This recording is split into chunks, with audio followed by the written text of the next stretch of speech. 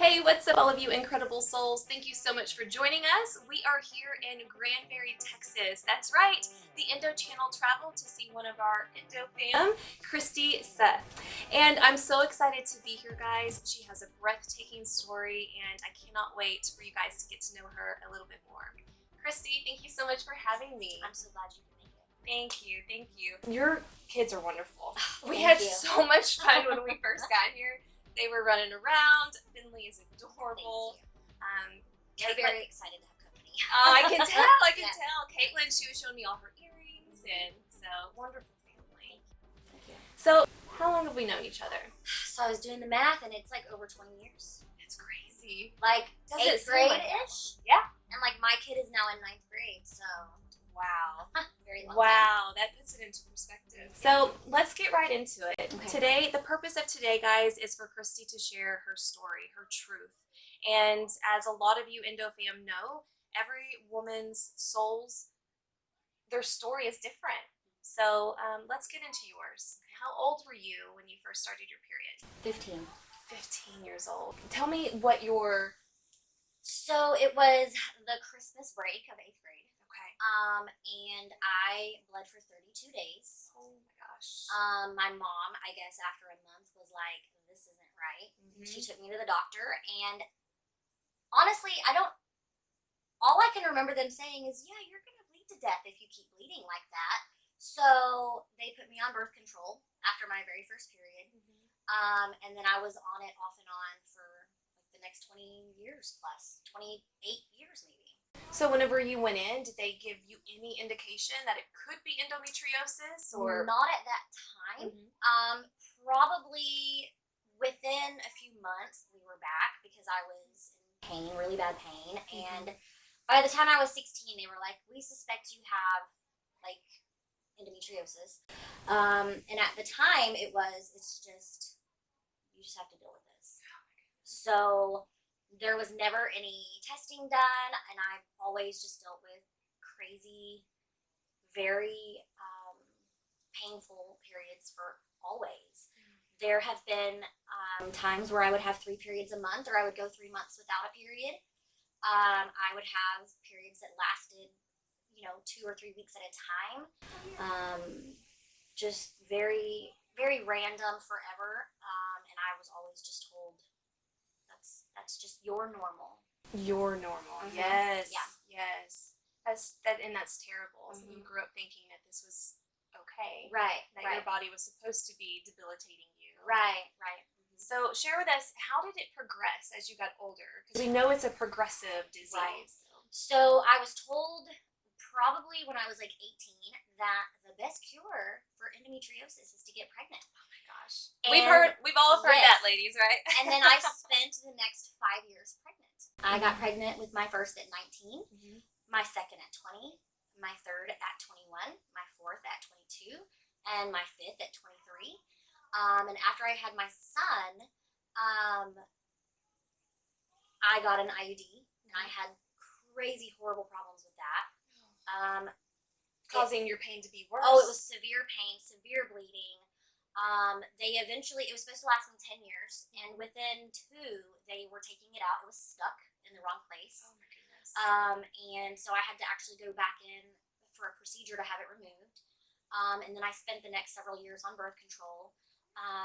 Before Finley, I had made a lot of changes. I had quit taking every form of medication that I was on. Nice. I quit drinking every carbonated beverage. I quit coffee. I quit everything. I drank nothing but water. I only took supplements like vitamins, and I used essential oils in place of medicines. And I was feeling better than I'd ever felt in my life. I don't really remember anything being super out of the ordinary. Pregnancy with her was very difficult. I started contracting at 18 weeks, and I continued to contract every 5 to 10 minutes for 20 weeks. Whoa. I had to get shots in my hip every week to prevent preterm labor. She ended up being breached, so I had to have an emergency C-section. She was diagnosed with hip dysplasia at birth.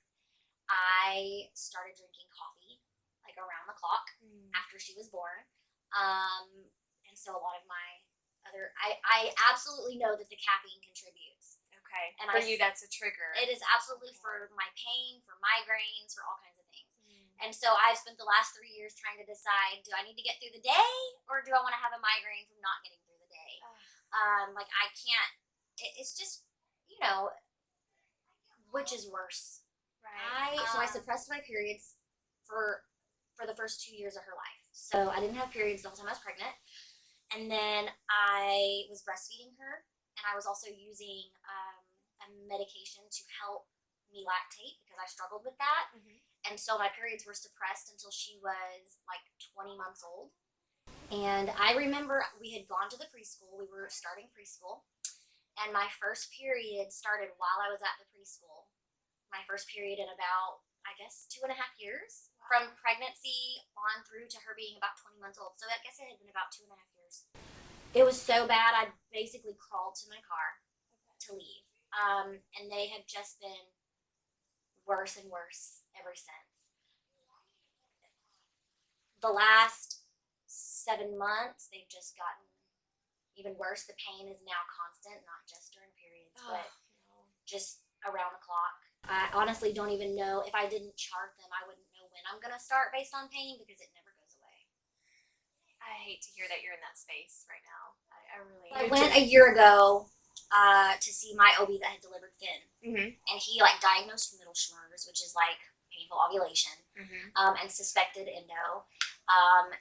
And he was giving me pain medication during that time, but because I never went in for surgery with him, they would not prescribe medication any longer. At the time, we just couldn't afford to have the surgery with him, and I had been already following you for so long that I wasn't convinced he was the right doctor for that anyway. And so I just trusted that I was gonna not need it. I just chose to believe that because the pain was subsiding at the time, that I was having a miraculous healing. Yes. And I wasn't in pain pretty much from August of last year. The pain was only when I was having periods, and they were severe periods, severe pain, but it was only when I was on my period, and then the rest of the time I wasn't in a lot of pain. And so I was like, okay, so this is better. This is just 1 week a month. I can deal with this. So we just kind of left it alone. We know, guys, that stress is a huge factor and something that fuels endometriosis. And so you have been under an immense amount of stress. Your whole family has. Can you share what happened? So my youngest started having chronic illness shortly after we started preschool. She was just sick all the time. And originally our thought was, it's just normal preschool cooties. Kids in preschool don't have an immune system yet, really. They are going to get sick. They have to kind of get through it. But when we went back not this August, but last August, we were in the hospital after her second day of preschool. And by October, she had already had pneumonia twice. And I went to the pediatrician and I said, this is not normal. No kid should be this sick all the time. This isn't normal preschool sickness. I need you to figure out what's happening. And by November 20th, she was diagnosed with acute lymphoblastic leukemia. She almost died. I had to call an ambulance because she could not breathe and was limp. My oldest drove my younger two to the bus stop. And then when my dad took her to school, I was in the back of an ambulance with her sister. We were rushed to Lake Granbury, where the minute they saw her, they said she's too sick, she has to be at Cook's, but we're going to start testing. I believe that doctor saved her life because Cook's had dismissed us a week prior. They had said, we're not going to waste money running tests. That won't change our treatment plan. Oh, no. And so they had sent us home, doing breathing treatments and all of the things we'd already been doing. Sure. And by that evening, they were talking surgical implantation of a Mediport and starting chemo, and we were still trying to process that our child had cancer. Wow. And it just just like that, in a blink of an eye, diagnosis, let's get Right. moving on Right. all of this treatment. Absolutely. Wow. And so that's when your endo was woke up, right? Well, I think that the adrenaline of all of that has suppressed it for the past couple of months. Through November, December, January even, we spent so much time in the hospital until February that I literally, every time I left the house, it was to go to the emergency room and get admitted to the hospital. And so I was just go, go, go, go, go. And probably come March, things had settled down. She was finally like at a place where she was stable, and it was like it all hit me all at once. Lonely. I'm so lonely. Like the last couple of months of not really paying attention to my body, not really being aware what was going on. I was so hyper focused on her and what was happening with her that I just didn't even realize what was happening with me, and then it just kind of hit like a freight train. Wow. And so ever since, it's just been getting worse, correct? Yes, absolutely. Oh my gosh. Can I ask you in the beginning, because it's different for everyone, right?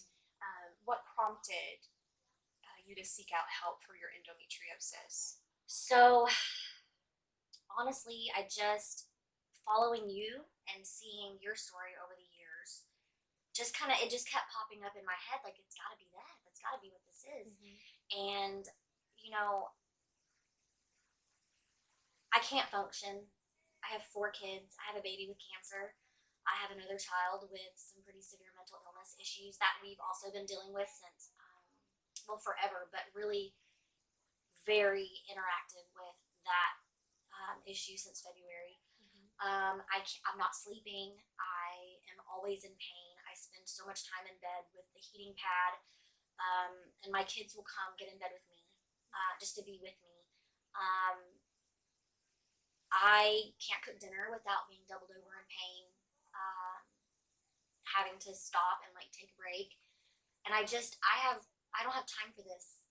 My family needs me. I carry all of us through cancer and through all of the things that normal, healthy families deal with on top of it. And, I have too much to do, and I just can't take care of everyone else if I don't take care of myself.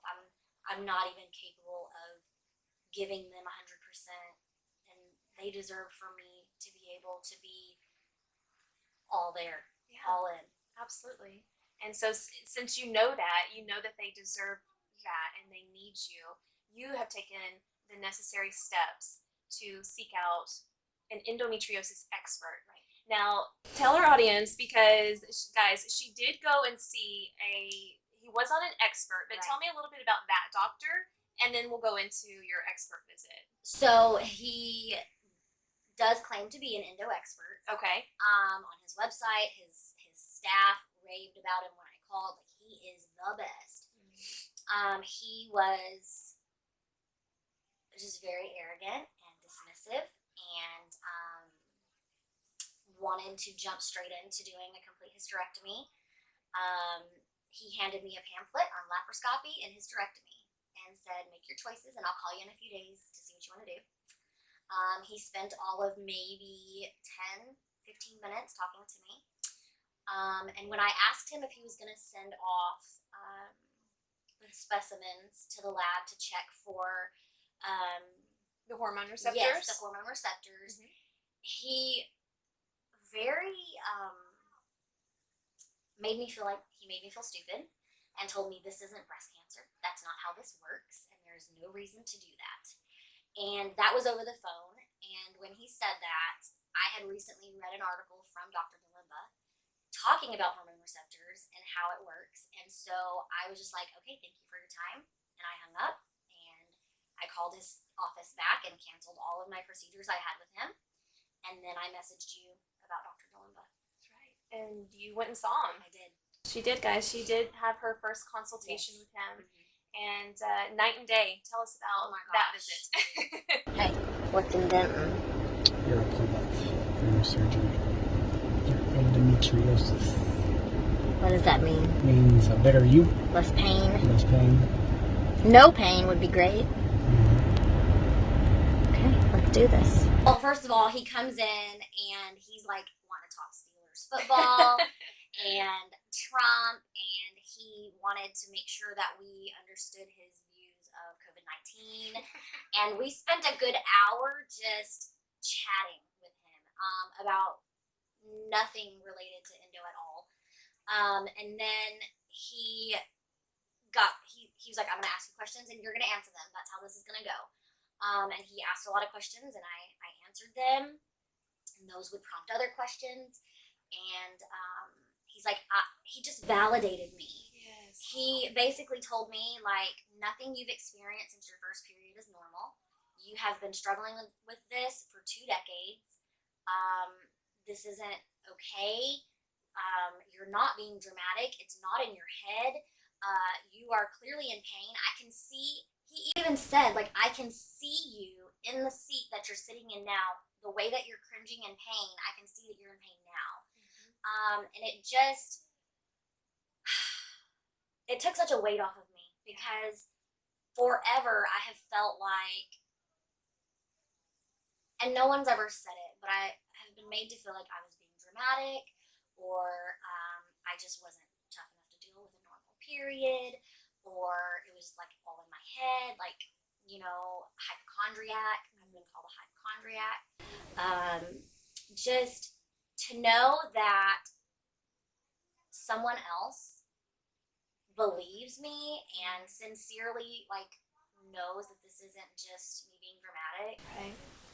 It just made me feel like I was in the best capable hands. Like, Yes. just relief, you know?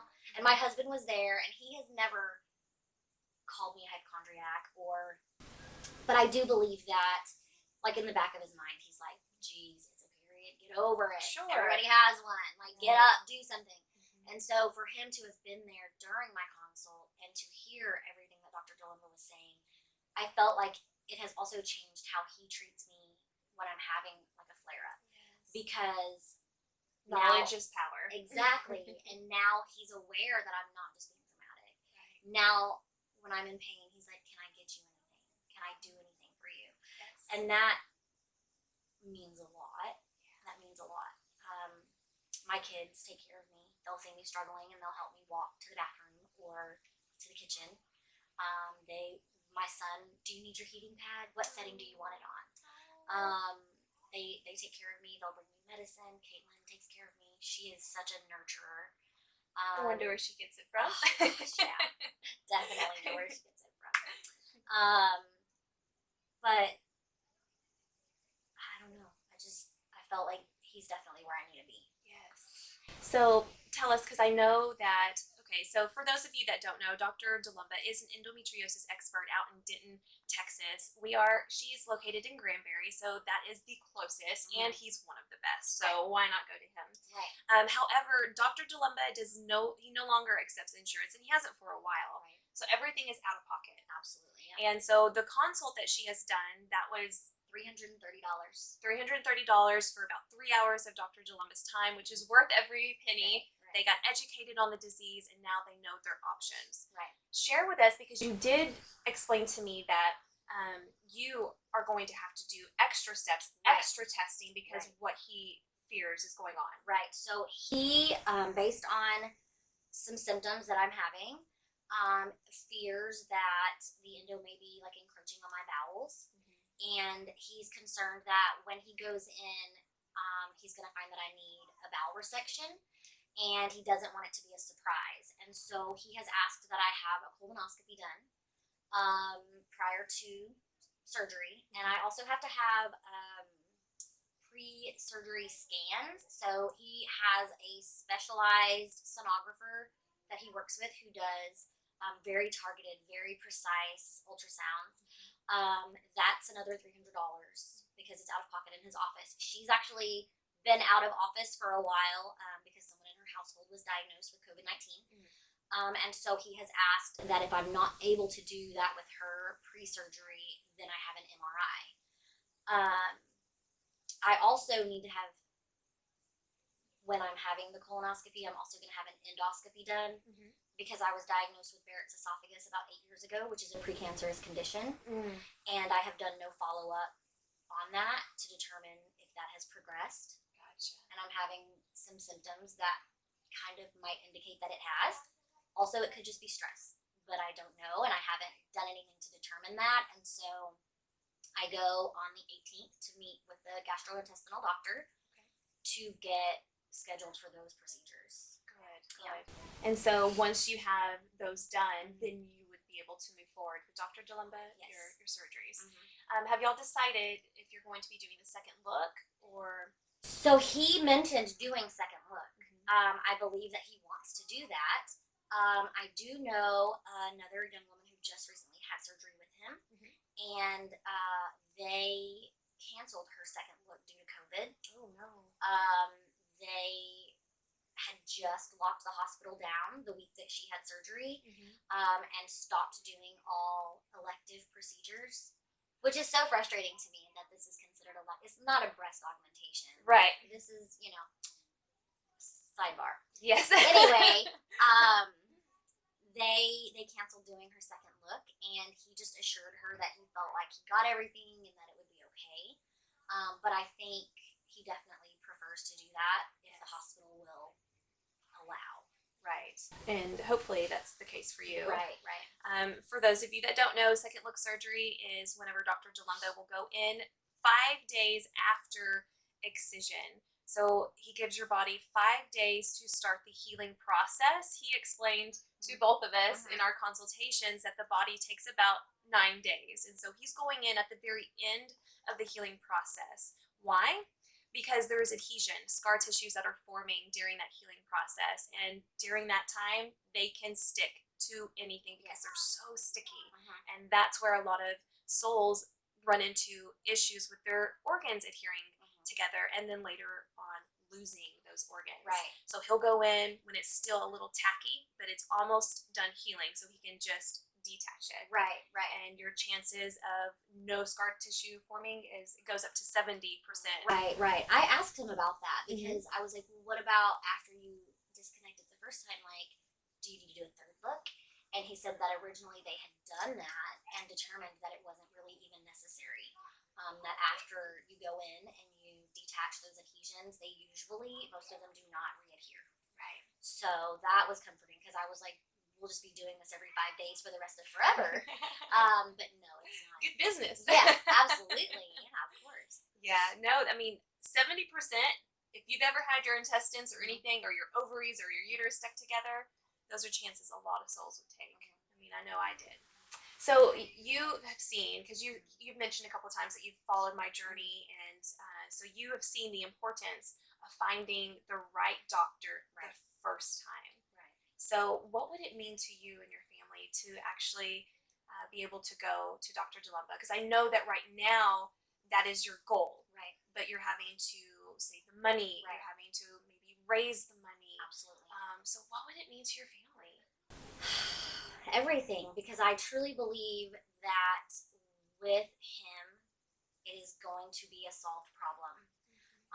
I fear, even my husband has said, like, why don't you just go somewhere else?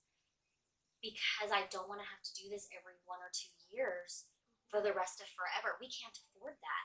We can't afford this. But if I have to go into debt to be able to function, then that's what we have to do. Right now, we can't afford any of this, but I know, like, if I go to the wrong doctor, not only will I not be healed, but I could be left worse off than I already am, and I would absolutely be coming back in another year or two because of adhesions, because of it not being fully removed the first go round, because they just want to do not excision, but ablation.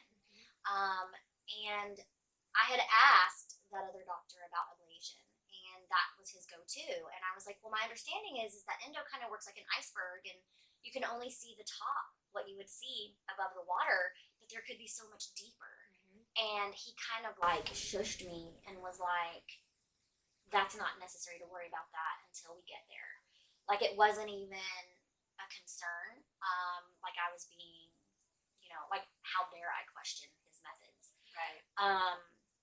I don't want the rest of the iceberg left there. I need to be able to take care of my child. Has another 2 years of cancer treatment. Wow. ahead 2 of her. more years. 2 more years. With leukemia, even though you go into remission, they continue treatment for an entire 2.5 to 3 years, regardless of remission status. Because in the past, if they stop treatment at remission, you are like 99% guaranteed for relapse, almost always in the brain, and it's fatal. So we have to continue giving her chemo for the next probably around 2.5 years, because her beginning was so rocky. We had a lot of chemo holds because she was so sick, and so I need to be able to do that with her, do that for her. My kids, I will be homeschooling all 3 of my older kids this year. I need to be able to do that. I need to be able to be involved and like actively be involved, not just be on the couch mindlessly supervising while they handle it themselves. Like I have another kid who requires twice weekly therapy sessions, and I need to be actively involved in that. And these are all of the extra things. Like I'm still just a wife and mom of 4 with all the normal things, and it would mean everything to be able to just go to the right doctor the first time.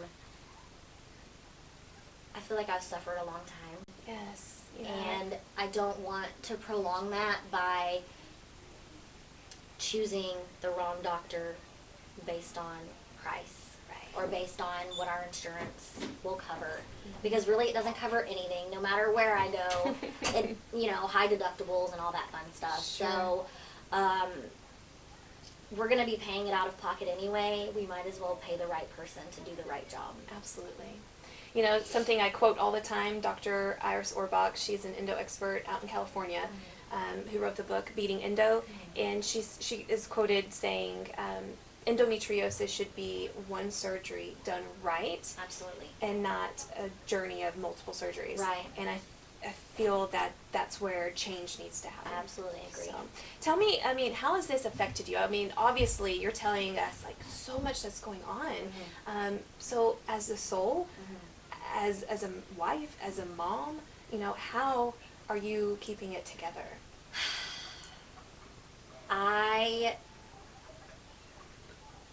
I get very emotional often, but I sing praise and worship music like around the clock. When I'm getting anxious and stressed, when the chaos hits the fan, I just turn it up loud and just scream and sing and cry and pray. And it's often like a very one-sided argument with God, I feel like. Yes.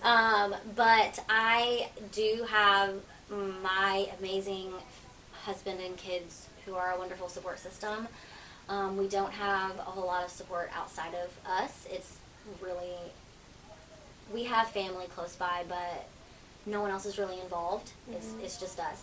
And so I'm weary. I'm tired.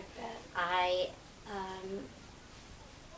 don't feel like I'm the best wife because I can't be as intimate as I would like to be.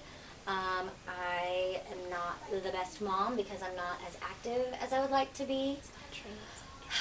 I'm in pain, and so I am angry, and I'm easily frustrated, and it had taken such a toll on me that I recently got on antidepressants because it was just becoming too overwhelming. Too heavy. I have gone years without needing them.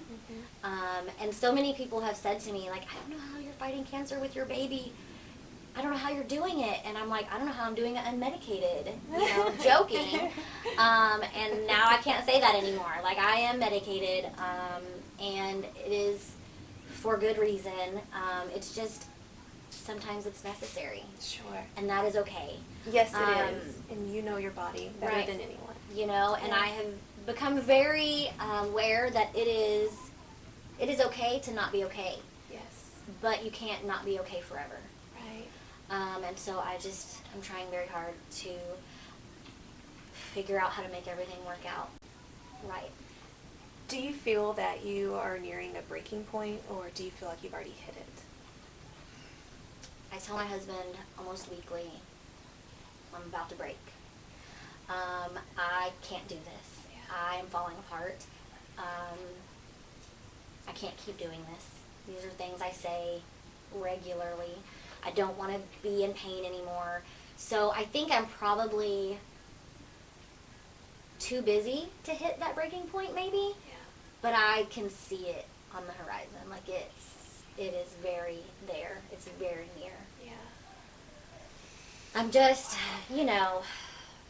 I've got too many little people watching me to break, and I don't want them to see me break. But So, if they do, don't fear that, because they're going to see you rise. You're already rising, I'm trying. and that's instilling so much into them as well. So there is still so much hope. Oh my gosh, Christy, I applaud you. I mean, it's just, I don't know how you're doing it either. I know only from my journey, and I didn't have a kid with cancer. I didn't have your children that need you in different ways, therapy, the mental health. You're a very powerful and incredible soul. I will say that, because that's a lot for any soul. Right. Not to, regardless of health. Right. And then you throw in the endo. Mm-hmm. And you've got to know, though, that's got to be fueling it too, Right, and that's what's absolutely. so heartbreaking, because it's it's nothing you're doing. You're just trying to be there for your family, Right. and it's breaking you down. Absolutely. What's ironic, I think, is that I had asked Dr. Delimba, because I was making like correlations on my own. How is endo different than cancer? And he said it's just like cancer, except it doesn't take over the function of your organs; it destroys them. And so that really kind of shines a different light on it. Yes, it does. I don't have time for cancer of any form, That's right. because we've already got that battle. So, what would you say is the hardest reality about this disease for you, for your truth? Honestly, the hardest part is figuring out how we're going to fix it. I can struggle through the pain. I can self-medicate. Sure. But I cannot financially make the way. Right. And so I have just been like praying, God, you are the way maker, a miracle Yes. worker, and a promise keeper, and you do not want me to be in pain, and I know that there is a way, and if the miraculous healing isn't the way, then the miraculous funding is. That's the hardest part, is knowing the financial burden that this puts on my family. Feeling like I am hurting us by adding to an already piling debt. Feeling like I don't deserve to spend that kind of money on myself, even though I know I have to spend that money to get better. If it was my kids, I would sell my kidneys to make it happen for them. Yeah. But for me, I feel selfish. Yeah. I feel like every penny in savings, there's a reason for it. And if I spend it and then we don't have it, it's going to hurt us. And so I feel like I can't win. That I lose no matter what I do. You're not alone in those feelings, and I know that doesn't bring much comfort, but I think every soul goes through that with this endo disease and that journey. I hate that you're going through that. I'm so sorry. But you are not a burden, you are not selfish, and to put it in perspective, if you look at the big picture, how much you're spending up front for Delimba, someone that's going to do it correctly, Right. honestly saving Right. so much, because earlier you were saying it would be on repeat, on Right. repeat, on repeat. Right, and that deductible resets every January. Yes. Yeah. And that's what I tried to explain to my husband. Like, we need to do it right now. Hit the deductible and get everything out of the way so that we don't have to keep doing this every year, meeting the same deductible every year. Yeah. I know he's the right choice. Absolutely. It's just finding the way. That's right. So you have girls. You have 4 beautiful children. Since you do have girls and you know the statistics, 1 in 10 will walk this same path. What type of generational change would you want to see? I want this to be not necessarily normalized, but I want it to be something that is not taken so lightly. I want if they have these same problems, I want them to be taken seriously. I want there to be actual treatments that work, not just suppression of the period, not just medications with crazy side effects that'll make them grow mustaches and have deep voices. There needs to be more education. Yes. Doctors Equipping. need to learn more about this. I feel like if 1 in 10 is the statistic, then a lot more doctors should be a lot more aware of actual facts and be far more knowledgeable and not so dismissive. I think that there should be requirements to call yourself an endo expert. Yes.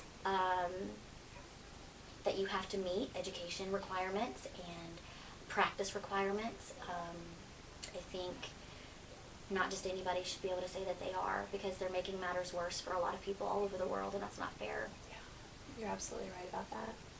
And to add to that, because that was great, I think that people should equip further outside the medical field, don't you? Yeah. That's only one, that's Right. necessary. Right. And then that's one piece to it. But girls need to be taught about this. Yes. That this is normal. Yes. That this isn't normal. Right. Is what I mean. Like, Right. it needs to be normal to teach your daughter that it's not normal to be in debilitating pain. To have... And you can speak about it. Right. Yeah. And it's okay. I'm trying very hard to, like, normalize a lot of feminine issues with my son, because he will someday be someone's boyfriend and husband. Yes. And I need him to be sympathetic to periods and breastfeeding and all of the things that his body can't do but his wife's body will one day do. And that he needs to understand that it's not... I have told him, if a girl is ever in a bad mood, you better not say, oh, you must be on your period. That is not fair. It's not okay. You don't know anything about her periods and how painful they are and what she's going through, and I am trying very hard to teach him to be respectful of everything about it. Yes. And he's so sick of hearing about periods. But that's part of the change. Right. Those are things that we, as, you know, a community Right. can do now. Right. You know, it doesn't have to be, you know, changing the medical field. It Right. can start at home. Right. So I love that you said that. That's awesome. Well, guys, thank you so much for joining us. Christy, thank you for having me. Thank you so much. Of course, of course. It was an honor to hear your story in person. Guys, if you or anyone you know would like to help contribute to this family, I will have a link. Please check it out. $1, whatever you have. It could definitely help this family out. But yeah, we're here for you.